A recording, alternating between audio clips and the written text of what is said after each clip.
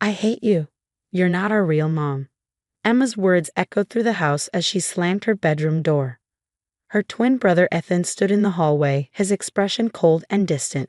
Don't ever talk to us again, he added before disappearing into his room.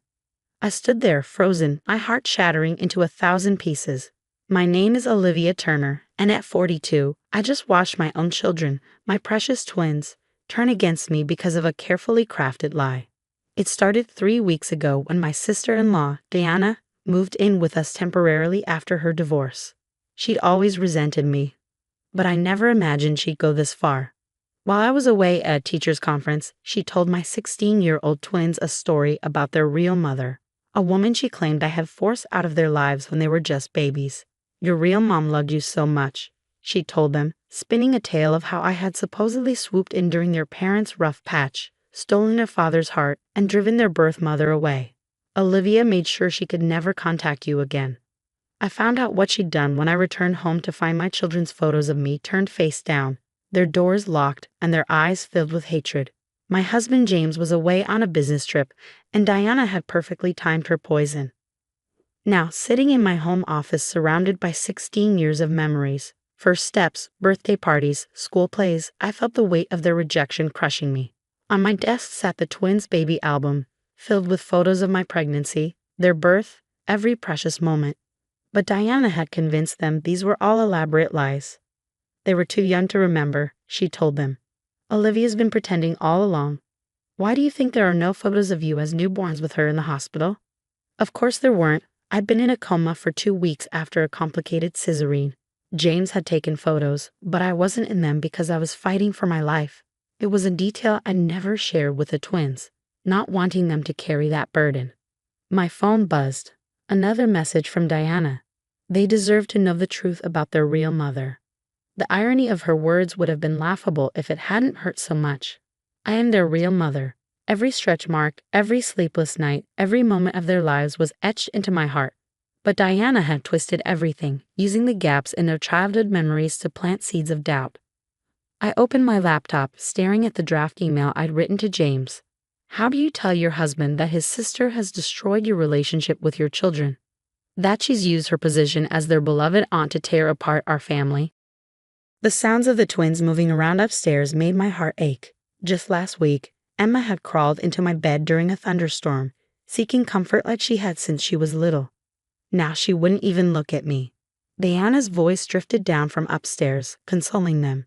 I know it's hard, but you deserve to know. Your real mom would be so proud of you both. I closed my eyes, remembering the day they were born, the complications that had nearly taken all 3 of us. The moment I finally got to hold them after waking from the coma, James had placed them in my arms, tears streaming down his face, telling me how strong I was, how he'd almost lost us all. A knock at my office door startled me. It was Ethan, his face a mask of anger.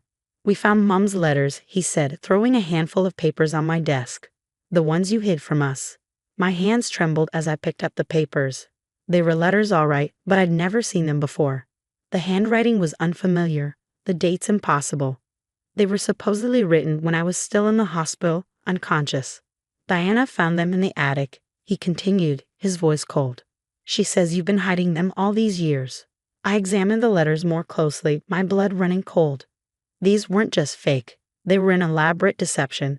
Diana had gone to extraordinary lengths to create this fiction, right down to the weathered paper and faded ink.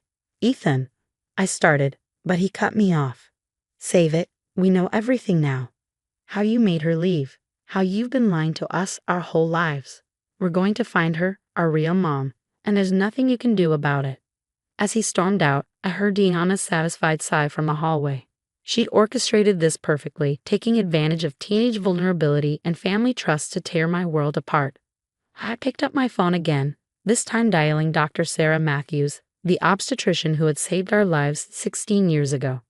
If Diana wanted to play with fire, she was about to learn that some truths can't be buried, no matter how elaborate the lies. Sarah, it's Olivia Turner. I need your help. It's about the twins, and the day they were born. The next few days would change everything, but not in the way Diana expected. She thought she'd destroyed me, but she'd forgotten one crucial detail. A mother's love isn't just about biology. It's about every moment, every sacrifice, every breath, and I had 16 years of truth on my side. As I hung up the phone, I heard the twins laughing upstairs with Diana, their voices carrying through the house that suddenly felt foreign. But I wasn't going to let her win. The truth would come out, and when it did, Diana would learn that some bonds can't be broken by lies, no matter how convincing they might seem. The graduation ceremony was in 3 months. Diana didn't know it yet, but she had just set in motion a series of events that would expose not just her lies, but the depths of her own deception. And I would be there, standing at the podium as the guest of honor, ready to tell a story she never saw coming. The weeks following Diana's revelation were a blur of silent dinners and closed doors. James had finally returned from his business trip, but even he seemed unsure how to handle the situation. Diana had played her cards well, showing him the forged letters and playing on his protective instincts. "Maybe we should tell them everything," he suggested one night, his voice heavy with concern. About the complications, the coma. I shook my head, clutching the manila envelope Dr. Matthews had sent over. "Not yet. Diana needs to understand what she's done first." Inside that envelope lay the truth: medical records, birth certificates, photographs from the hospital security cameras showing Diana's absence during those critical 2 weeks. She hadn't even visited when her own brother was falling apart, worried he might lose both his wife and newborn children. The twins' graduation ceremony was approaching, and as the head of the English department at their high school, I was scheduled to give a speech. Diana didn't know this. She'd been too busy poisoning my children's minds to pay attention to school announcements. One afternoon, I found Emma in the attic, going through old boxes. She stiffened when she saw me but didn't leave. Progress, however small. "What are you looking for?" I asked softly. "More letters," she replied, not meeting my eyes. "Aunt Diana says there must be more." I watched her dig through memories of her childhood. Handmade Mother's Day cards, school projects, family photos. Each item told our story. But Diana had made her doubt even these tangible pieces of our life together. "You know," I said, sitting on an old trunk, "your first word was mama. You said it in the middle of the night when you had a fever. Ethan said it the next morning, not wanting to be outdone by his sister." Emma paused, her hand hovering over a baby book. For a moment, I saw confusion flicker across her face. These were memories Diana couldn't explain away, moments too personal, too real to be fabricated. That's not true," she stammered, but I could hear the uncertainty in her voice. "The scar on your left knee? You got it climbing the apple tree in Grandma's backyard. You were trying to rescue a cat that didn't actually need rescuing. I carried you to the emergency room while you apologized for ruining your new dress." Emma's hand unconsciously went to her knee. These weren't facts Diana would know, couldn't know. She hadn't been part of our lives then, too busy with her own failed marriages and dramatic exits. The next day, I found a note under my office door, in Ethan's handwriting. "If you're really our mom, why didn't you fight harder when we were babies?" My heart ached. Diana's story had created a wound that only the truth could heal, but timing was everything. Dr. Matthews had warned me about dropping too many revelations at once. Let them start questioning on their own, she'd advised. Diana, meanwhile, was getting bolder. She started inviting friends over, speaking loudly about the poor children and their tragic story. Each word was carefully chosen to cement her narrative, but she'd made one crucial mistake.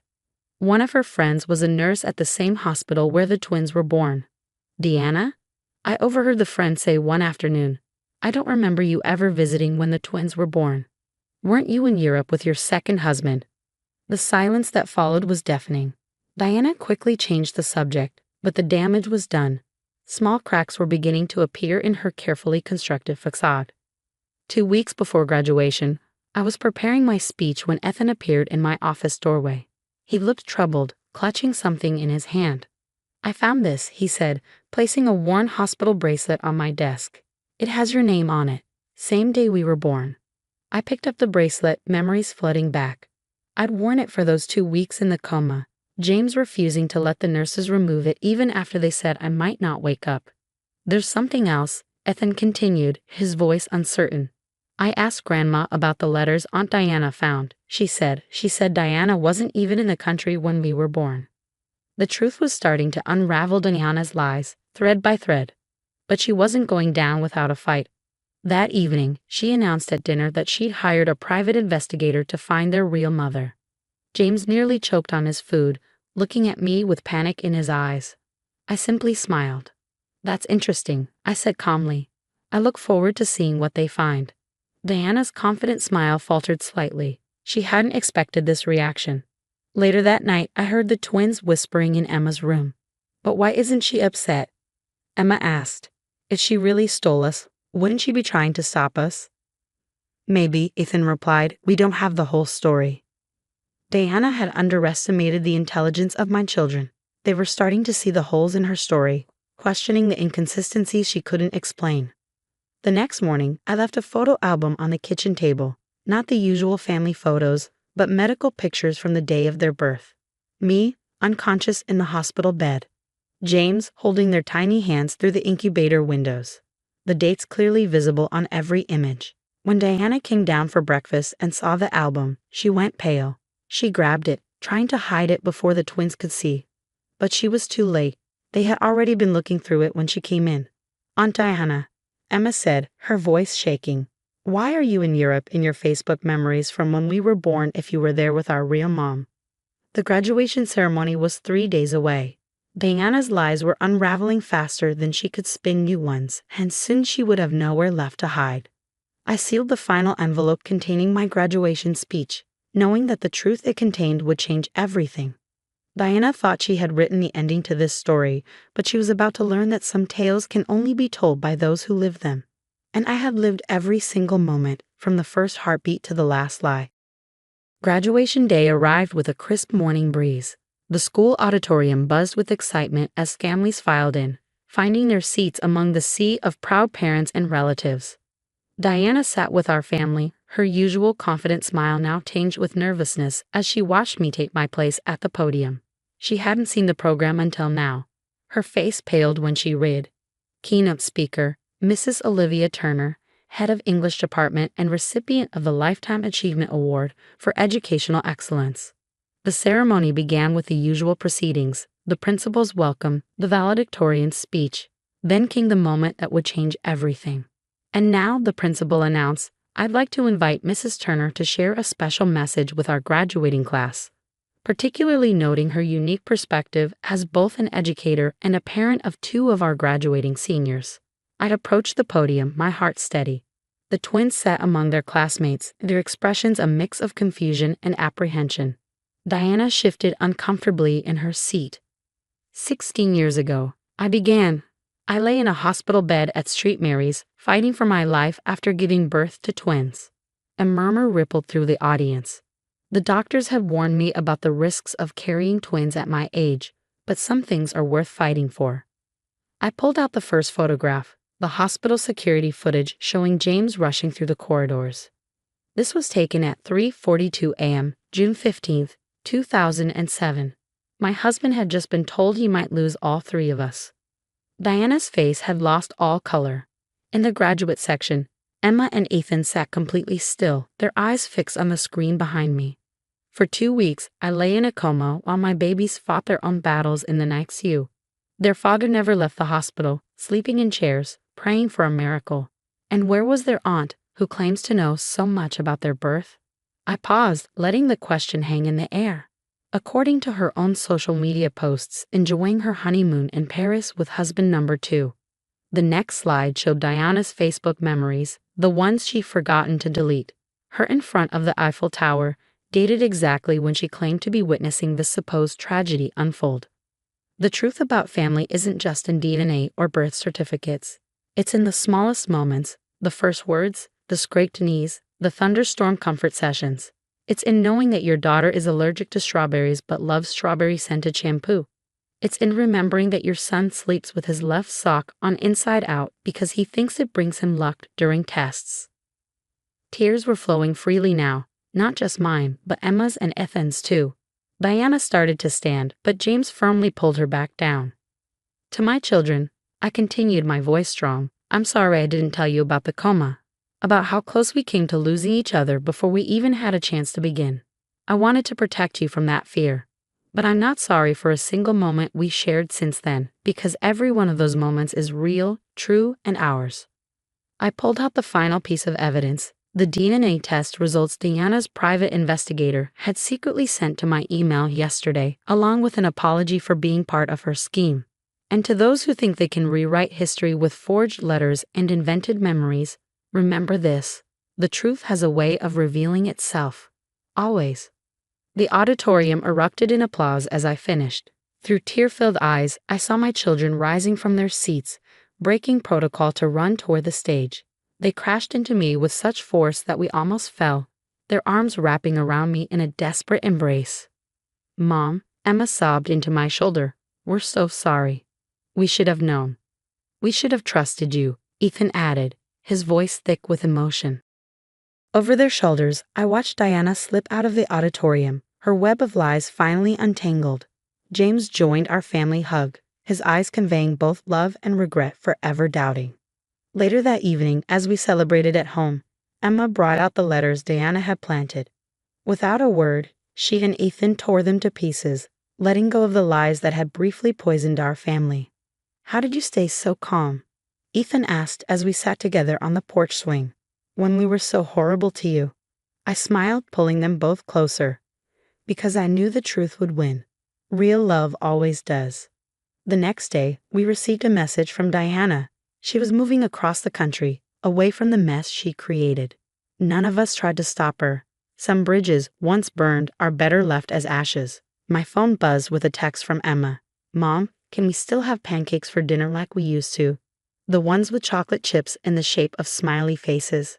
I smiled, remembering all the Sunday nights spent making those pancakes, the kitchen filled with laughter and chocolate smudges. Another memory Diana could never fake, another thread in the tapestry of our real family story. Of course, I texted back. "Some traditions are forever." And that's the thing about truth. It doesn't need elaborate stories or forged letters. It lives in the simple moments, the quiet memories, the love that cannot be invented or erased. Diana had tried to rewrite our story, but in the end she'd only made it stronger. Because real family isn't about who tells the best story, it's about who lives it with you every single day.